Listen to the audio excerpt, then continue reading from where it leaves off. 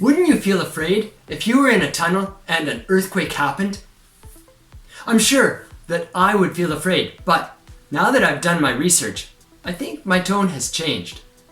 I live in Japan.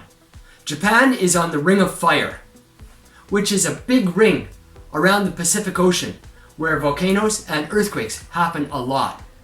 I felt earthquakes in Japan here, and they're pretty scary sometimes. Introduction.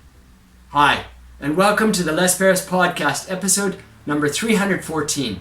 This episode is about tunnels and earthquakes. Pretty scary. I remember my first earthquake in Japan. I didn't notice it. I only knew that an earthquake happened because the staff in the building said, "Oh, that was an earthquake." I was really impressed because I thought, these people are really sensitive to earthquakes. But that shouldn't be surprising for people who grow up in an earthquake-prone country. Anyway, a few weeks later, I felt a real earthquake. And what I mean is, it was really big. Now, it wasn't really big, but it was much bigger than anything I've ever experienced in my life. The whole building moved. There was a big sound. I can't quite describe the sound, but it was big and deep and loud. Earthquakes damage tall buildings. One of the worst places you want to be in an earthquake is in a tall building.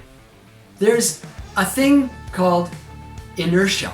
This is the tendency of something that's not moving to stay not moving.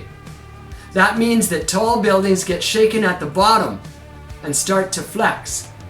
The top of the building doesn't move, but the bottom of the building is moving because of the earthquake.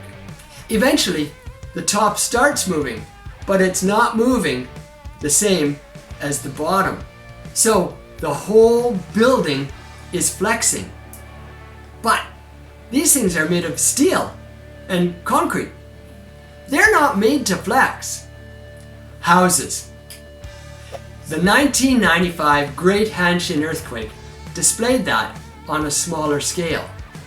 A lot of the houses had heavy tile roofs. The heavy tile means it has a lot of inertia, so it stays in one place.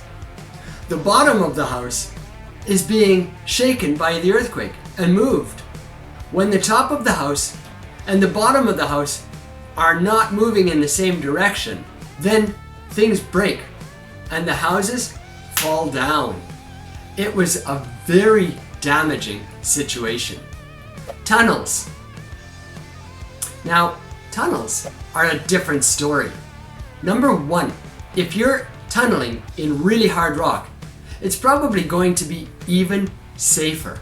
But being in the tunnel is already safe because the whole tunnel is moving at the same time because it's part of the earth. When the shock waves moves through the earth itself is moving.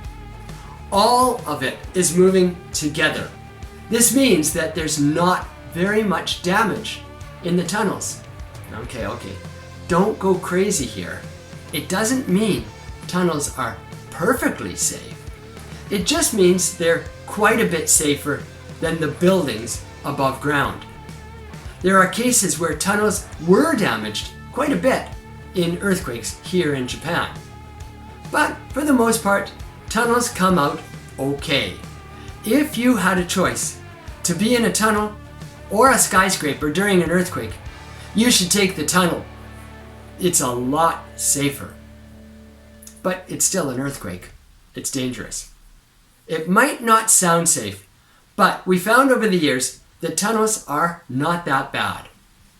If you like listening to English for your extensive English listening, then hit the subscribe button below so you can get more of my podcasts.